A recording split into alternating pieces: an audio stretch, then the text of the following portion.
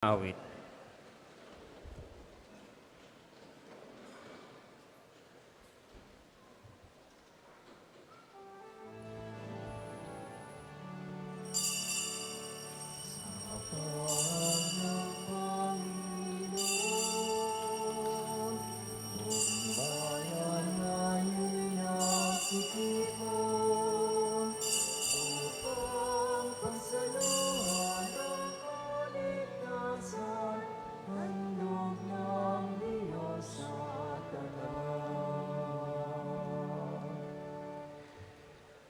Sa ngalan ng Ama, ng Anak, at ng Espiritu Santo, Amen.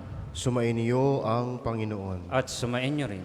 Mga kapatid, aminin natin ang ating mga kasalanan upang tayo maging marapat gumanap sa banal na pagdiriwang.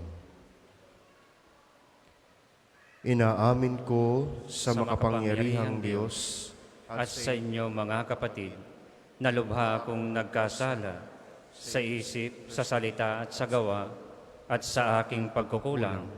Kaya isinasamo ko sa mahal ni Birheng Maria, sa lahat ng mga anghel at mga banal, at sa inyo mga kapatid, na ako'y ipanalangin sa Panginoong ating Diyos. Kaawaan tayo ng makapangyarihang Diyos, patawarin tayo sa ating mga kasalanan, at patnubayan tayo tungo sa buhay na walang hanggan. Amen. Panginoon, kaawaan mo kami. Panginoon, kaawaan mo kami. Kristo, kaawaan mo kami. Kristo, kaawaan mo kami. Panginoon, kaawaan mo kami. Panginoon, kaawaan mo kami. Manalangin tayo.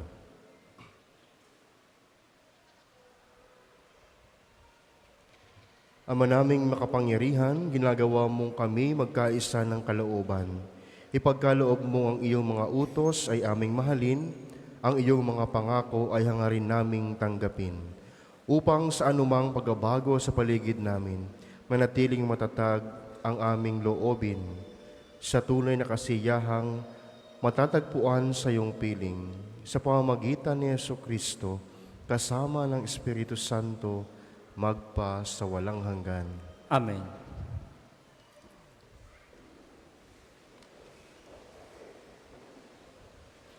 Ang simula ng ikalawang sulat ni Apostol San Pablo sa mga taga-Tesalonica.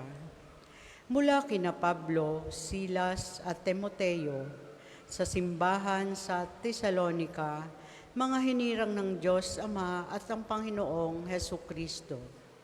Sumainyo nawa ang pagpapala at kapayapaan ng Diyos Ama at ng Panginoong Hesukristo. Dapat kaming magpasalamat sa Diyos tuwina dahil sa inyo, mga kapatid. Matuwid na gawin namin ito sapagkat patuloy na tumatatag ang inyong pananalig kay Kristo at patuloy ring umaalab ang inyong pagmamahal sa isa't isa. Ipinagmamalaki namin kayo sa lahat ng kaanib sa simbahan ng Diyos dahil sa inyong pananampalataya at pagtitiis sa kabila ng mga pag-uusig at mga kahirapang dinaranas ninyo.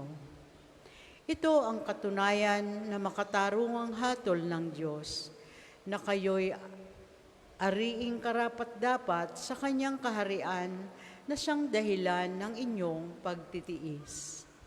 Naway maging karapat-dapat kayo sa pagtawag niya sa inyo, at ipagkaloob nawa niya sa inyo sa pamamagitan ng kanyang kapangyarihan ang lahat ng mabuti ninyong hangarin at lubusin ang inyong mga gawang bunga ng pananampalataya.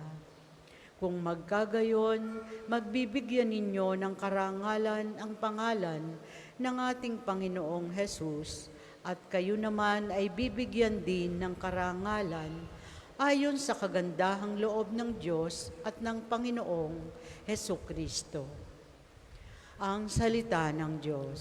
Salamat sa Diyos.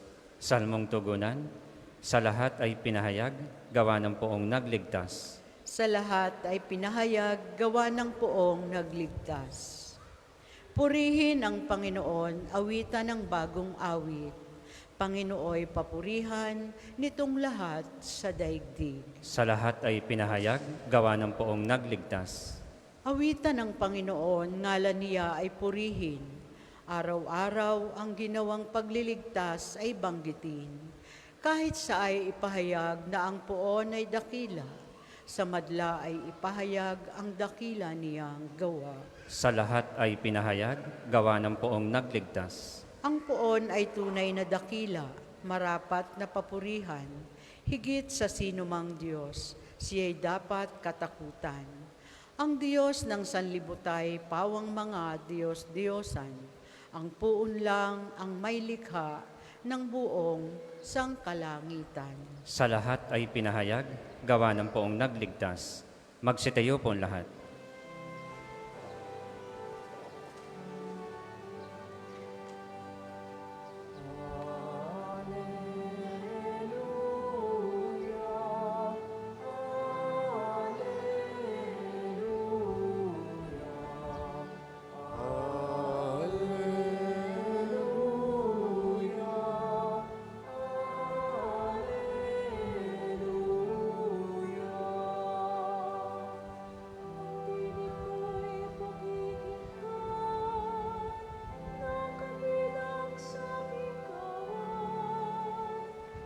Ako'y kanilang susundan. Alleluia, Alleluia, Alleluia, Alleluia.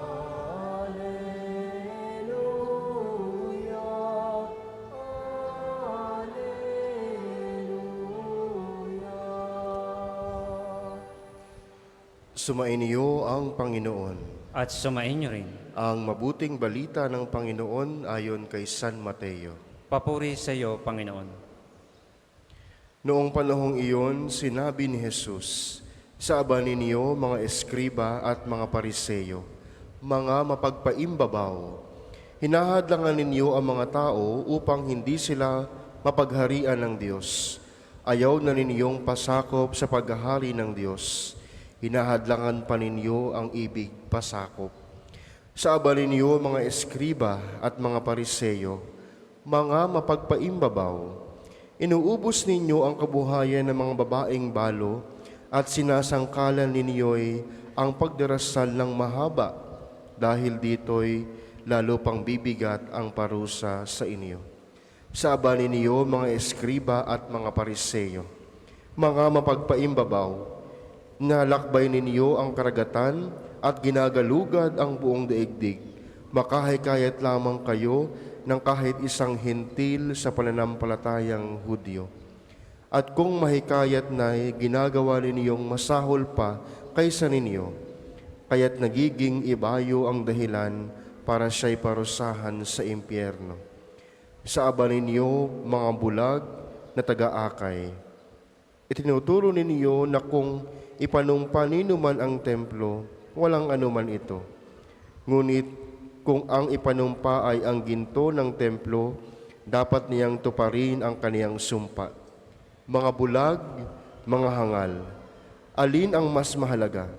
Ang ginto o ang templong nagpapabanal sa ginto? Sinasabi rin ninyo na kung ipanumpa ninuman ang dambana, walang anuman ito. Ngunit kung ipanumpa ay ang handog na nasa dambana, dapat niyang tupdin ang kaniyang sumpa. Mga bulag, alin ba ang mas mahalaga? Ang handog o ang dambanang nagpapabanal sa handog? Kaya nga, kapag ipinanumpa ninuman ang dambana, ipinanumpa niya iyon at ang lahat ng handog na naroon. Kapag ipinanumpa ninuman ang templo, ipinanumpa niya iyon at ang tumatahan doon. At kapag ipinanumpa ninuman ang langit, ipinanumpa niya ang trono ng Diyos at ang nakaluklok doon. Ang mabuting balita ng Panginoon. Pinupuri ka namin, Panginoong Kristo. Magandang umaga po sa inyong lahat, mga kapatid. Tayo nagagalak dahil sa isang magandang panahon na ibinigay sa atin ng Panginoon. At andito kayong lahat upang makapagdasal at makapanalangin, makapagdebosyon sa ating patron, Santo Padre Pio. Naway ang inyong mga kahilingan, lalong-lalo na ang magandang kalusugan ay ibigay sa inyo ng ating Panginoon upang mas makapaglingkod pa sa Kaniya at sa ating kapwa. Mga kapatid, malimit nating marinig na ang Panginoon ay welcoming sa mga makasalanan. Okay? Mahilig siya doon. May pitak sa kanyang puso ang mga makasalanan. Minsan nga, sinabi niya na ang isang doktor, ang walang sakit ay hindi na kailangan ng doktor. So, sino na ang kailangan? Ang mga may sakit. Ngayon din ang anak ng tao. Hindi na kailangan pang paalahanan ang mga matuwid, kundi mas paalahanan at mas i-welcome ang mga makasalanan. Ngayon, sa ating Ebanghelyo mula kay San Mateo, narinig natin na nagpaalaala ang ating Panginoon sa mga eskriba at mga pariseyo, sa mga teachers of the law at mga Pharisees. Okay? Sa kapanahunan ng ating Panginoong Hesus, sila'y ating masasabing mga bihasa sa kasulatan, mga bihasa sa batas. Pero bakit ganoon ang pagtingin ng ating Panginoon sa Kanya? Bakit parang medyo hindi maganda ang pagtingin ng ating Panginoon sa mga pariseyo at sa mga eskriba? Sapagkat ayon sa ating Ebanghelyo, ayon sa ating Panginoong Hesus, sila ay mapagpaimbabaw. Sa ancient Greek theater, ang mga hypocrite, sila ay mga actors and actresses, nagpapanggap. Okay? Ibig sabihin, hindi sila totoo. At pag sinabing mapagpaimbabaw ka, ipokrito ka, ibig sabihin ng iyong ipinakikita ay hindi totoo. Malayo sa katotohanan ang iyong ipinakikita. Pagminsan, sa buhay natin, kailangan natin magsuot ng maskara para makasurvive. Para bang sa buhay na ito, paminsan-minsan, ang maskarang iyon ay magsisilbing parang pagdepensa natin para makasurvive sa buhay na ito. Kasi kung lagi kang totoo, malamang sa malamang kakaunti ang iyong mga kakasundo. Baka kakaunti ang mga taong makaunawa, makaintindi, o kahit pamilya mo, layuan ka. Pero nagpapaalaala sa atin ng Ebanghelyo na hindi sa lahat ng pagkakataon maganda ang pagsusuot ng maskara. Hindi sa lahat ng pagkakataon mabuti ang magkunwari. Minsan maging totoo din tayo. Ipakita natin kung ano yung ating tunay na nararamdaman. Baka sakali, mga kapatid, iyon yung magiging paraan upang mas maunawaan, maintindihan tayo ng mga taong nakapaligid sa atin. Kaya alam po ninyo, hindi naman talaga galit ang ating Panginoon. Siya ay nalulungkot. Kasi minsan, kaya tayo nagyayabang, kaya tayo nagiging mapagpaimbabaw dahil sa ating pride. Ayaw natin magalaw. Ayaw natin makanti ang ating pride sa ating mga ulo. Yun yung mahirap sa atin. Anong tendency? Magkukunwari tayo. Magkukunwari tayo. At iyon yung dahilan kung bakit minsan nahihirapan tayong maunawaan. Sa ating Ebanghelyo din, nabanggit ang ating Panginoon na mga bulag na taga-akay. Pag minsan, kaya tayo nagkukunwari, kaya tayo nagiging mapagpaimbabaw dahil gusto nating mas pagsilbihan yung ating sarili kaysa sa ibang tao.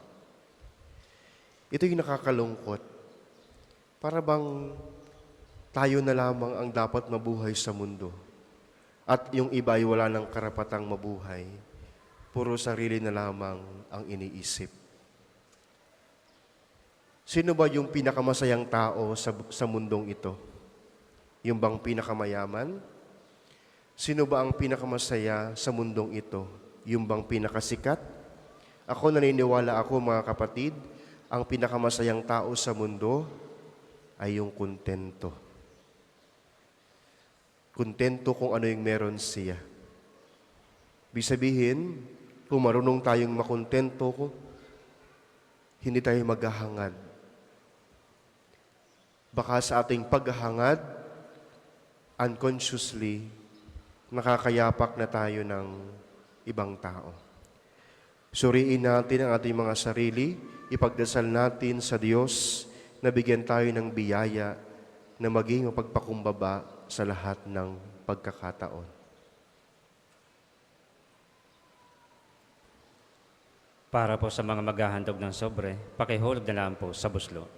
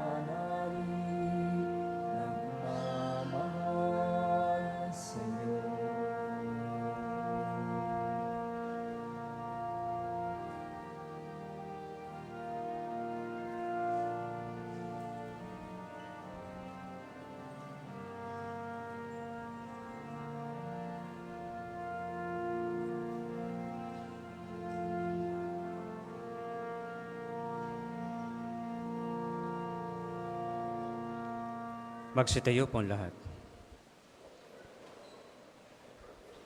Manalangin kayo, mga kapatid, upang itong ating paghahain ay kalugdan ng Diyos Amang makapangyarihan.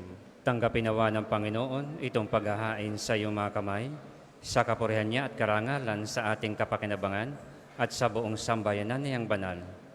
Ama naming lumikha, pinagkamit mo kami ng iyong pagkupkop, pakundangan sa isang pampalagiang paghahandog. Kaya't sa iyong sambayanan ay iyong ipinagkaloob ang pagkakaisa at kapayapaang nagbubuklod, bunga ng aming mga alay na iyong ikinalulugod. Sa pamamagitan ni Jesucristo, kasama ng Espiritu Santo, magpa sa walang hanggan. Amen. Sumainyo ang Panginoon. At sumain niyo rin. Itaas sa Diyos ang inyong puso at diwa. Itinaas na namin sa Panginoon. Pasalamatan natin ang Panginoong ating Diyos. Marapat na siya ay pasalamatan. Ama naming makapangyarihan, tunay ngang marapat na ikaw ay aming pasalamatan sa pamamagitan ni Jesucristo na aming Panginoon. Siya ang salitang katuwang mo at kapiling, noong ang lahat ay umiiral ay iyong likhain. Siya'y sinugo mo para kami sa gipit palayain, kaya't siya'y kinalingan ng mahal na Birhen, na naging kaniyang inang totoo sa kapangyarihan ng Espiritu Santo. Inako niyang sundin ang loob mo at kamtin ang sambayan ng banal para sa iyo. Pinagtiisan niyang iunat sa krus ang kanyang mga kamay upang magwakas ang kamatayan at mahayag ang pagkabuhay. Kaya kaisa ng mga anghel na nagsisiawit ng papuri sa iyo, nang walang humpay sa kalangitan, kami nagbubuni sa iyong kadakilaan.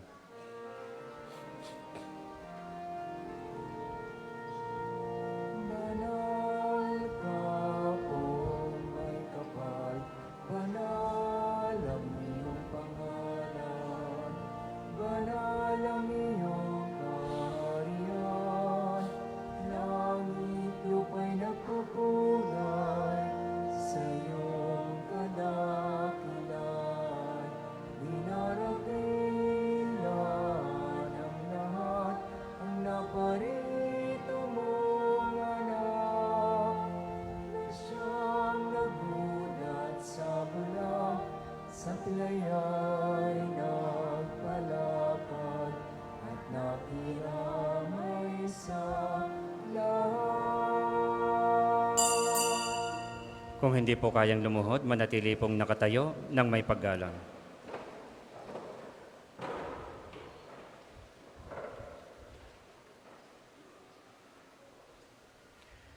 Ama naming banal, ikaw ang bukal ng tanang kabanalan, kaya't sa pamamagitan ng iyong Espiritu, gawin mong banal ang mga kaloob na ito upang para sa amin maging katawan at tugo ng aming Panginoong Hesukristo.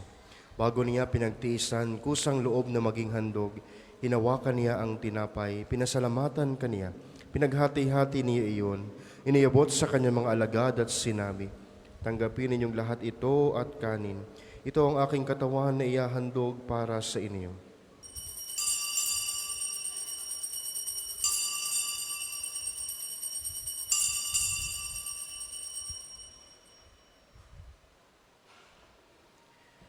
Gayun din naman noong matapos ang hapunan, hinawakan niya ang kalis. Muli kaniyang pinasalamatan. Iniabot niya ang kalis sa kanyang mga alagad at sinabi, "Tanggapin ninyong lahat ito at inumin. Ito ang kalis ng aking dugo ng bago at walang hanggang tipan. Ang aking dugo na ibubuhos para sa inyo at para sa lahat sa pagpapatawad ng mga kasalanan. Gawin ninyo ito sa pag-alaala sa akin."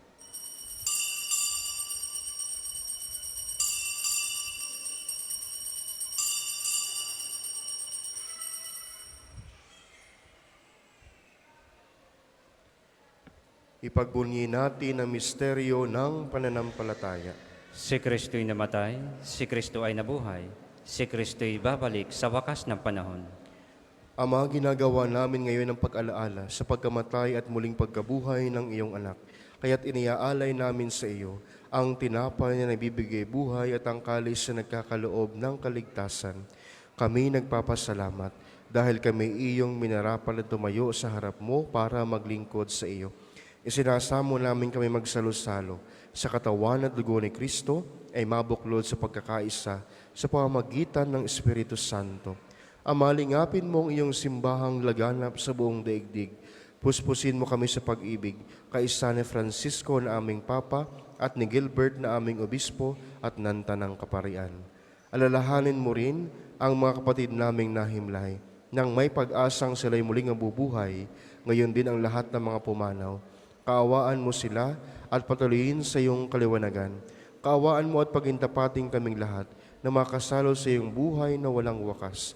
Kaisa ng Mahal na Birheng Maria na Ina ng Diyos, kaisa ni San Jose na kaniyang kalininisang esposo, kaisa ng mga apostol at lahat ng mga banal na namuhay dito sa daigdig ng kalugod-lugod sa iyo. May pagdiwang nawa namin ang pagpupuri sa ikarangal mo sa pamamagitan ng iyong anak na aming Panginoong Hesukristo. Sa pamamagitan ni Kristo kasama niya at sa Kaniya, ang lahat ng parangal at papuri ay sa iyo, Diyos Amang makapangyarihan, kasama ng Espiritu Santo, magpa sa walang hanggan.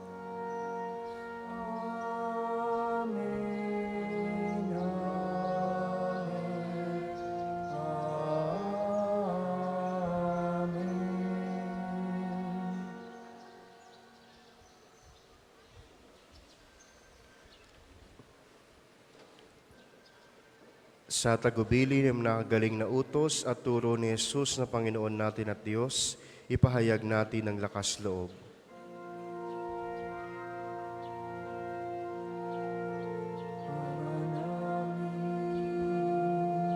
Sumasalangit ka, sambahin ang ngalan mo, mapasamin ang kaharian mo, sundin ang loob mo, dito sa lupa para nang sa langit. Bigyan mo kami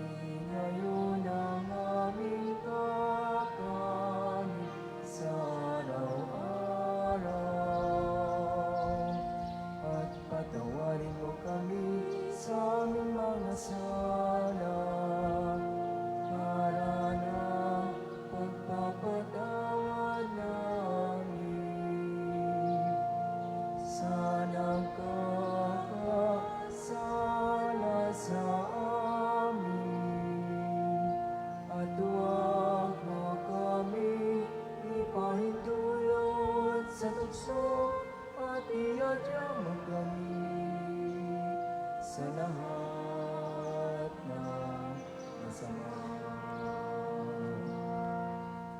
Hinihiling namin kami adya sa lahat ng masama, pagkalooban ng kapayapaan araw-araw iligtas sa kasalanan at ilayo sa lahat ng kapahamakan, samantalang aming pinanabikan ang dakilang araw ng pagpapahayag ng tagapagligtas naming si Hesu Kristo. Sapagkat iyo ang kaharian at ang kapangyarihan at ang kapurihan magpakailanman. Amen. Panginoong Hesu Kristo, sinabi mo sa iyong mga apostol, kapayapaan ang iniiwan ko sa inyo. Ang aking kapayapaan ang ibinibigay ko sa inyo. Tunghayan mo ang aming pananampalataya at huwag ang aming pagkakasala.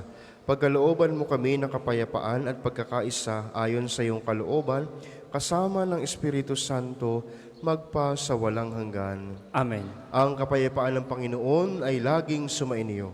At sumain niyo rin. Magbigayan kayo ng kapayapaan sa isa't isa. Kordero ng Diyos na nag-aalis ng mga kasalanan ng sanlibutan, maawa ka sa amin. Kordero ng Diyos na nag-aalis ng mga kasalanan ng sanlibutan, maawa ka sa amin. Kordero ng Diyos na nag-aalis ng mga kasalanan ng sanlibutan, ipagkaloob mo sa amin ang kapayapaan. Kung hindi po kayang lumuhod, manatili pong nakatayo ng may paggalang.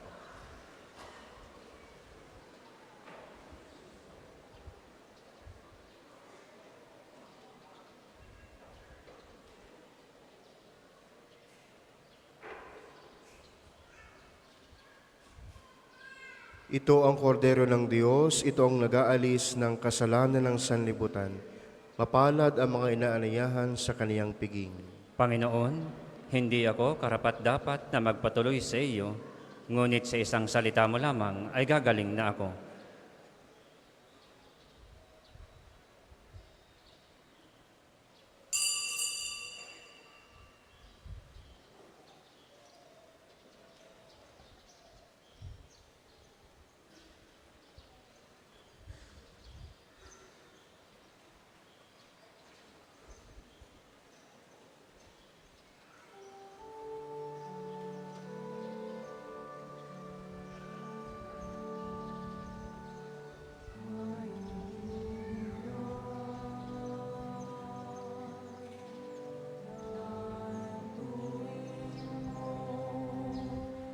Isang paglalakbay ang buhay, sama-samang landas ay may kahirapan. Kung may lungkot o panganib sa'yo'y biglang lumalaw. Kung ikaw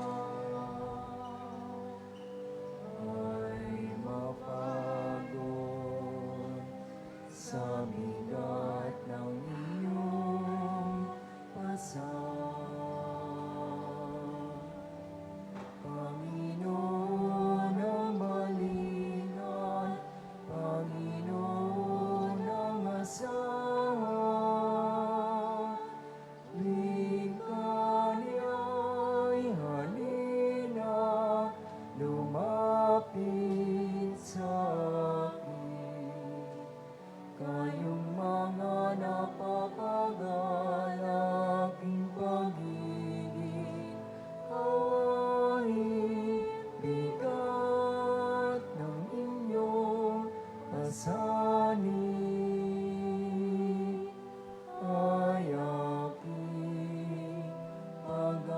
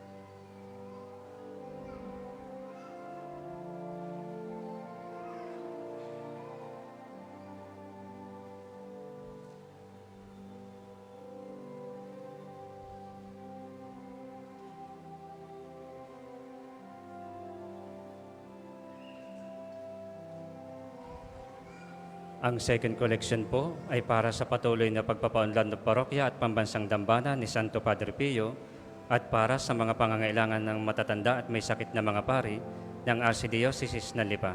Salamat po sa inyong handog.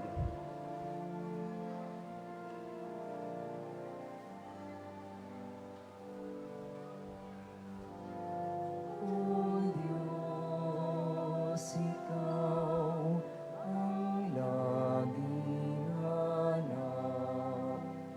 Loob ko Ikaw ang tanging hangat. Nauuhaw akong parang tikang na lupa sa tubig ng iyong pag-aaruga.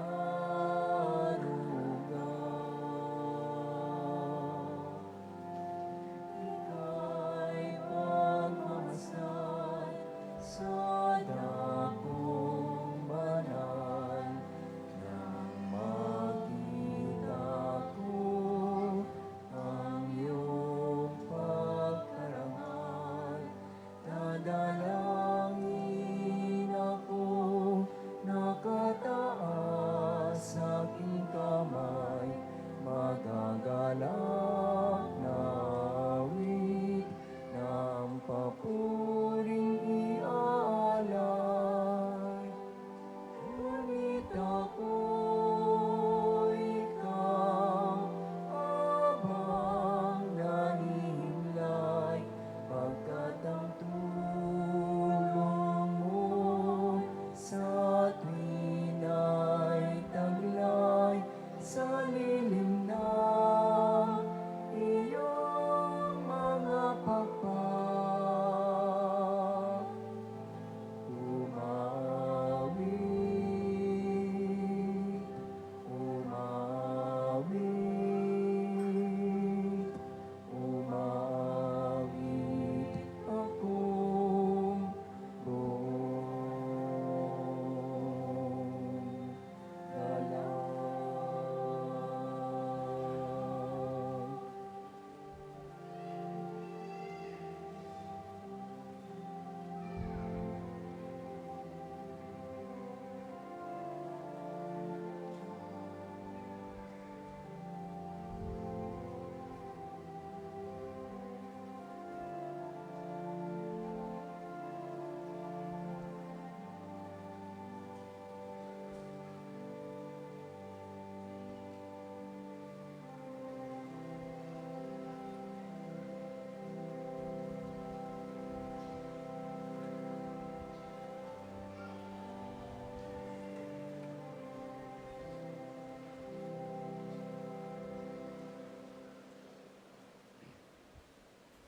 Magsitayo po ang lahat.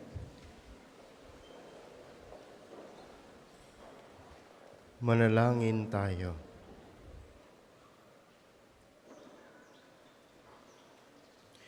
Ama namin ng pagmahal, lubusin mo sa amin ang kagalingang bigay ng iyong pag-ibig na ngayoy ipinagdiriwang at kami naway magkaroon ng ganap na kaundaran upang sa lahat ng aming pinagkakaabalahan, ikaw ay aming pagbigyang kasiyahan.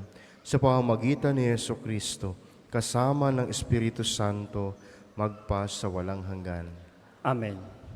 Panalangin ng pagtitiwala kay Santo Padre Pio. Padre Pio, taga Pietrelcina, mongheng banal, pintakasing santo ng milenyong kasalukuyan, gabay namin sa pagtahak sa landasing makalangit, takbuhan sa pangangailangan, huwaran ng pagtitiis. Sa iyo namin inilalapit aming mga kagipitan, sa iyo po ibinibilin kalusugan at kabuhayan, banggitin ng tahimik ang mga personal na kahilingan.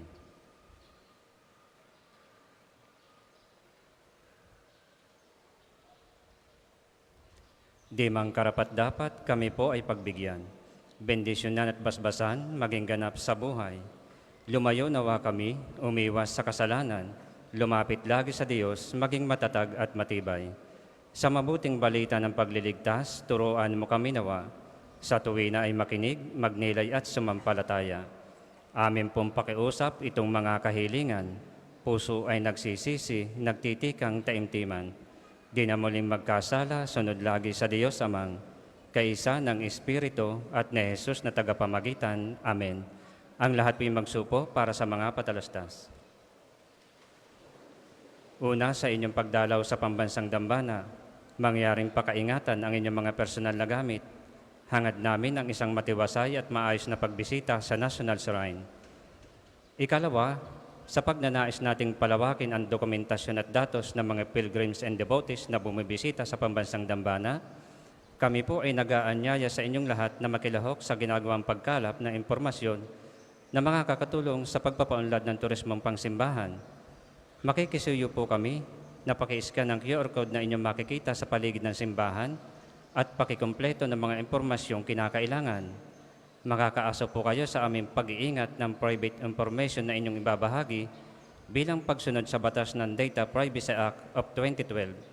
Ang inyong pakikiisa ay malaking tulong at susi sa tagumpay ng proyektong ito.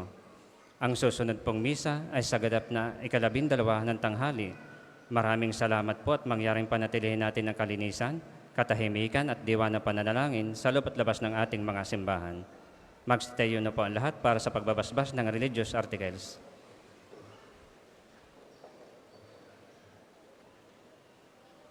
Mga kapatid, manalangin tayo sa Diyos amang makapangyarihan upang tayo ay maging kawangis ni Kristo sa taimtim na pagdalangin sa tulong ng mga larawan at mga dasalan.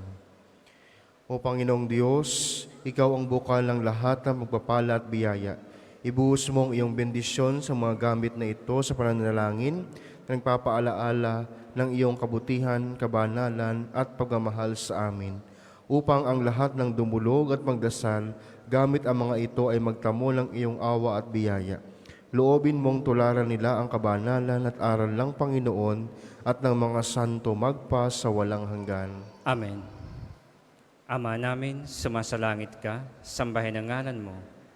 Mapasa amin ang kaharian mo, sundin ang loob mo dito sa lupa para nang sa langit.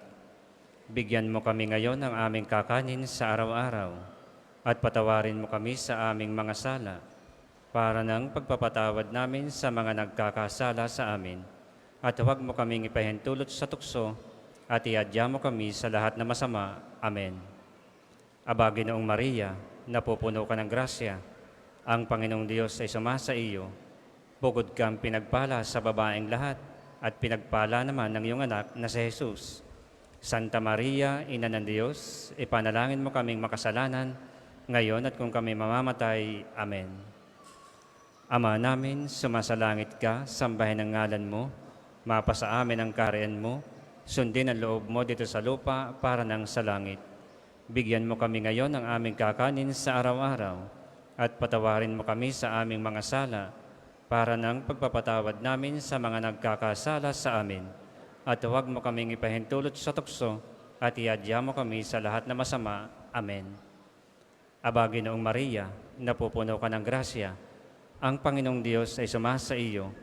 Bukod kang pinagpala sa babaeng lahat at pinagpala naman ng iyong anak na si Jesus. Santa Maria, Ina ng Diyos, ipanalangin mo kaming makasalanan, ngayon at kung kami mamamatay. Amen. Ama namin, sumasalangit ka, sambahin ang ngalan mo, mapasa amin ang kaharian mo, sundin ang loob mo dito sa lupa para nang sa langit. Bigyan mo kami ngayon ng aming kakanin sa araw-araw at patawarin mo kami sa aming mga sala para nang pagpapatawad namin sa mga nagkakasala sa amin. At huwag mo kaming ipahintulot sa tukso at iadya mo kami sa lahat na masama. Amen. Luwalhati sa Ama, sa Anak at sa Espiritu Santo, kapara noong una, ngayon at magpasawalang hanggan. Amen.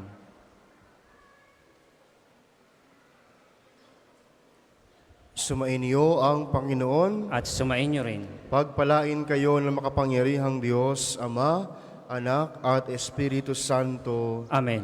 Tapos na ang misa, taglayin ninyo sa inyong pag-alis ang kapayapaan ni Kristo. Salamat sa Diyos.